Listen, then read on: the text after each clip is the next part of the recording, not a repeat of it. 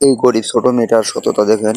এই এক ফলের দোকানটার কাছে যায় এবং ওখানে টাকা পড়ে থাকা দেখে এবং দোকানদারকে ডেকে বলে, আর বারবার করে সে ডাকতে থাকে কারণ সে অনেক ক্ষুধার্ত, তার কিছু সাহায্যের দরকার ছিল।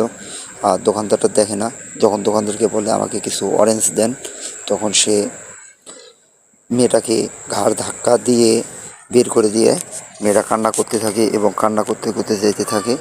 সামনে দুজন বন্ধু দাঁড়িয়ে গল্প করতেছিল, এরা এই জিনিসটাকে ভালোভাবে দেখে এবং দেখার পরে তারা সিদ্ধান্ত নেয় দোকানদারকে একটা উচিত শিক্ষা দেবে। উচিত শিক্ষা দেওয়ার জন্য তারা বাচ্চাটাকে নিয়ে দোকানের সামনে আসে এবং বলে, এখন আপনি অরেঞ্জ দেন 2 কেজি। এখন সে অরেঞ্জগুলো দেয়, অরেঞ্জগুলো দেওয়ার পরে বাচ্চাটাকে দেয়। বাচ্চারা অনেক খুশি হয়, খুশি হয়ে সে পরিবারের কাছে চলে যাচ্ছে এবং 2 বন্ধু মিলে টাকা দেয়। টাকাটাকে দেখেন তার মুখের উপরে ছুঁড়ে ফেলে দিল এবং দোকানদারকে শিক্ষা দিল। দোকানদার টাকাটা উঠাই নিল, উঠাই নেওয়ার পরে বন্ধু ধরে যাওয়ার সময় তার দোকানে অনেক থুতু দিল।